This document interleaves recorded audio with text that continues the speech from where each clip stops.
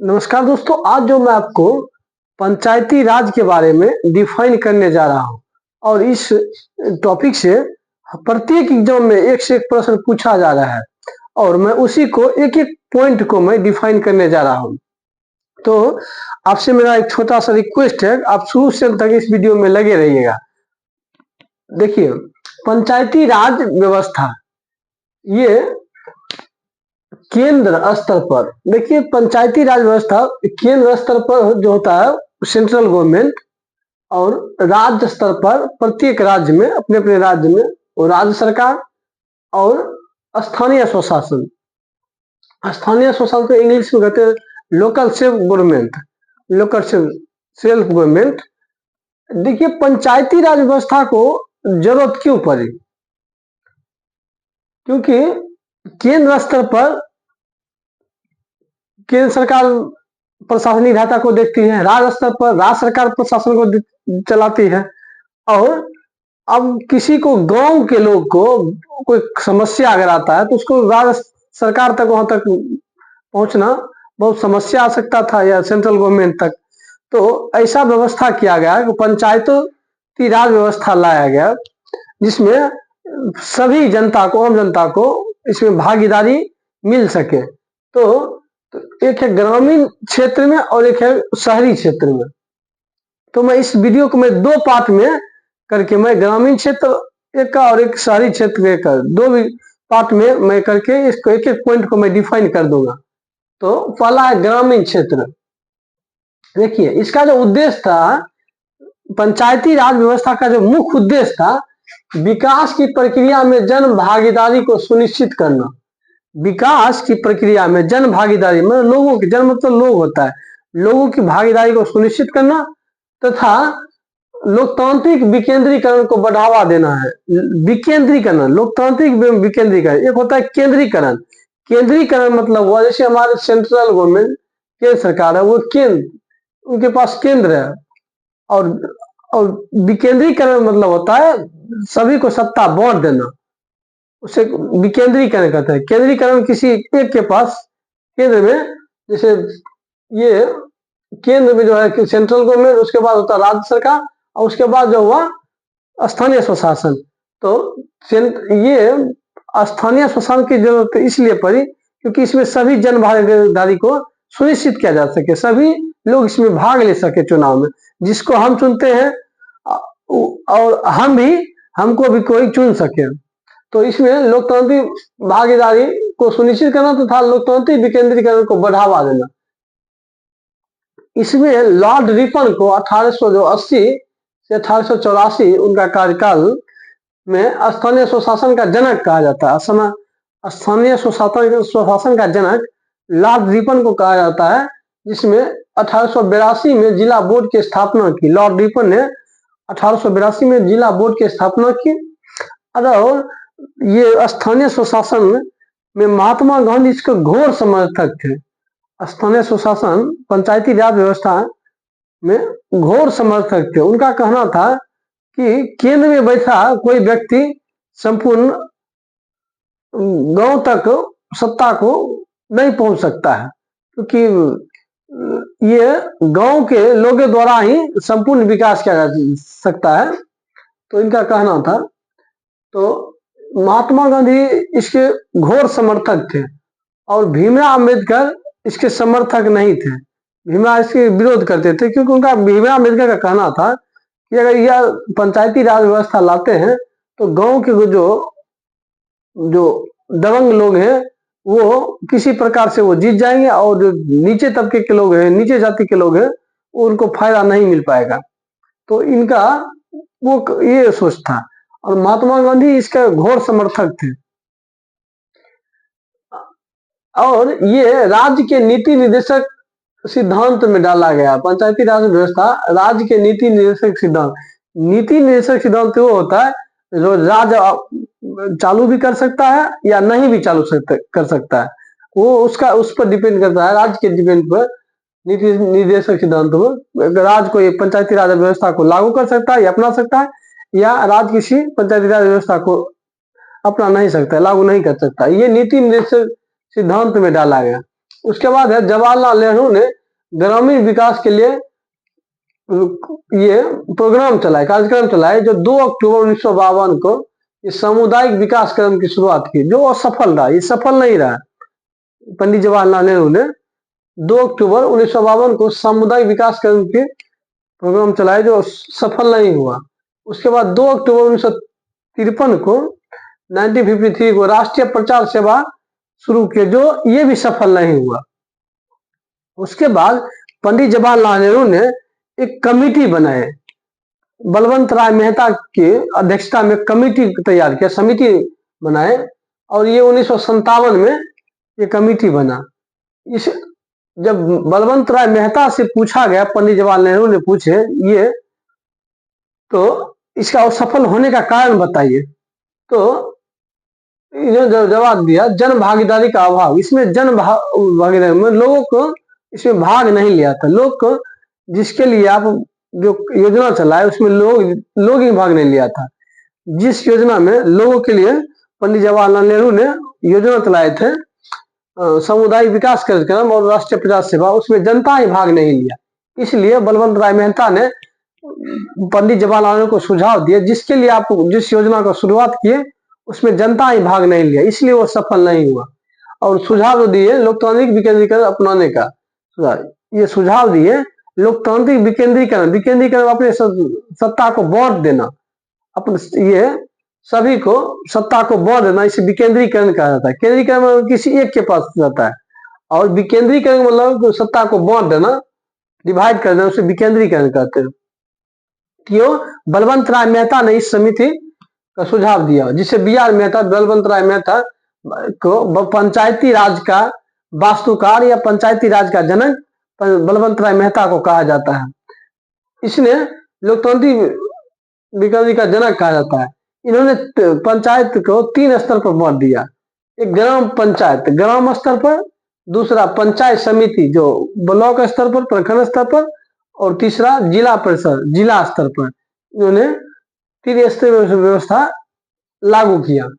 उसके बाद है भारत सरकार ने राज्यों को पंचायती राज व्यवस्था अपनाने के लिए कहा। उसके बाद ये जब बलवंत राय मेहता समिति जो कमेटी की अध्यक्षता में जो तैयार किया गया, ग्राम पंचायत, पंचायत समिति और जिला परिषद, ये त्रिस्तरीय पंचायती राज व्यवस्था का सुझाव दिया गया, तो भारत सरकार ने ये सभी राज्यों को अपनाने को कहा।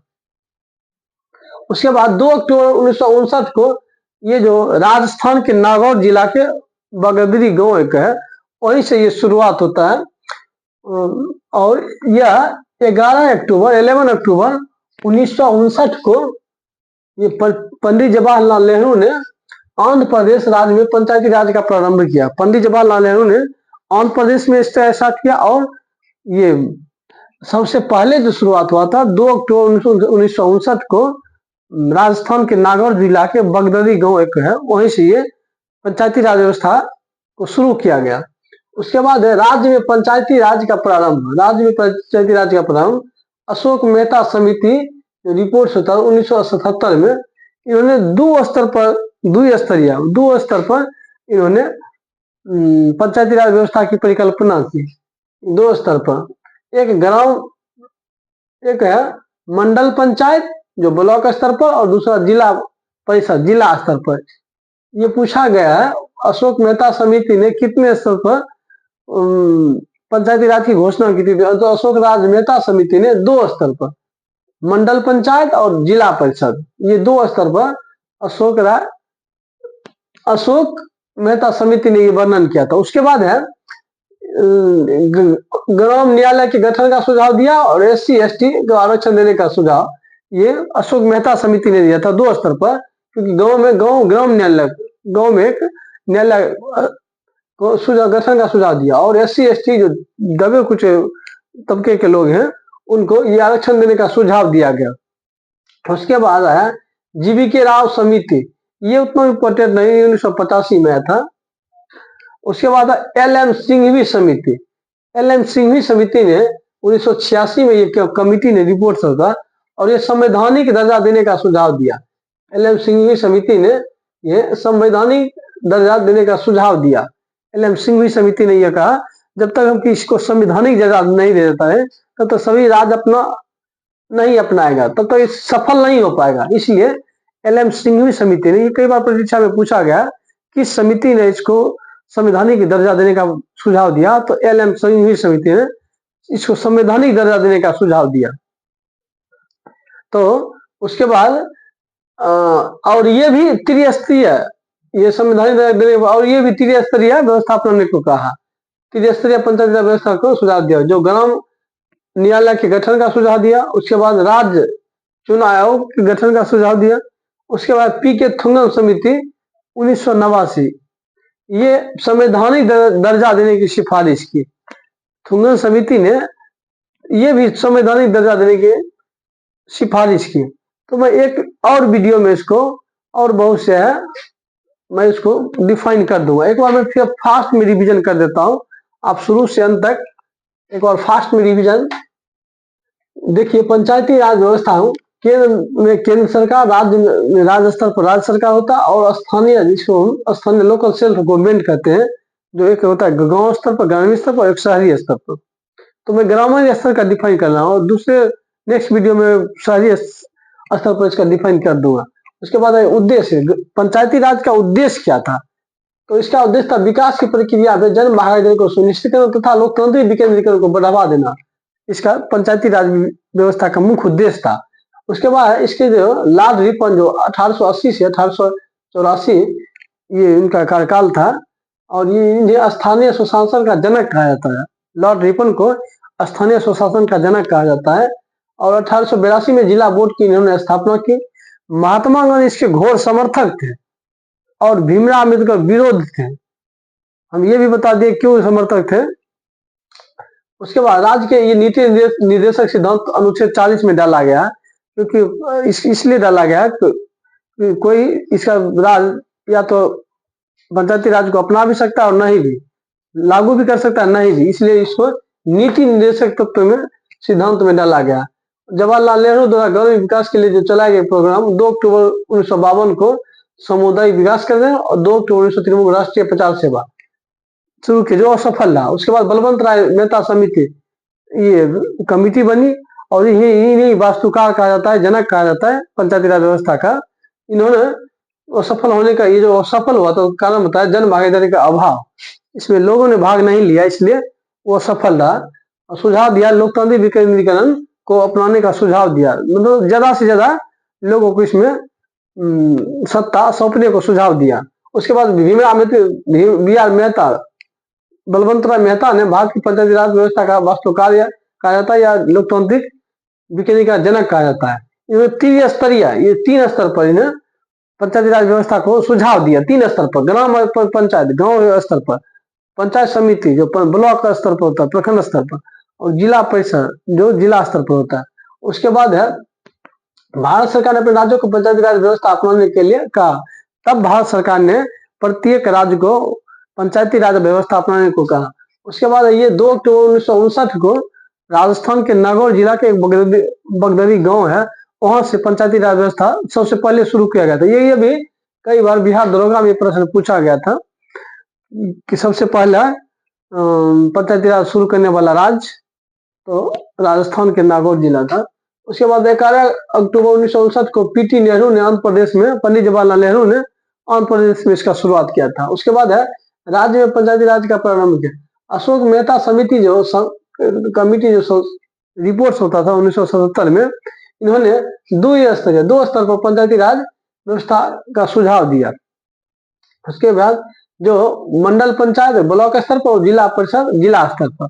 उसके बाद है ग्राम न्यायालय के गठन का सुझाव, ये अशोक मेहता समिति ने दिया था, ग्राम न्यायालय के गठन का सुझाव। और SC/ST जो नीचे तबके के लोग हैं उन्हें आरक्षण देने का सुझाव ये अशोक मेहता समिति ने ही दिया था। उसके बाद ये GV.K. राव समिति आया था 1985 में, ये उतना इम्पोर्टेंट नहीं है। उसके बाद जो आया था L.M. सिंघवी समिति, इनका कहना था जब तक हम किसी को संवैधानिक दर्जा नहीं दे पाते हैं तब तक वो सफल नहीं होगा, इसलिए इन्होंने संवैधानिक दर्जा देने को सुझाव दिया। L.M. सिंघवी समिति ने, जो 1986 में उनका तैयार हुआ।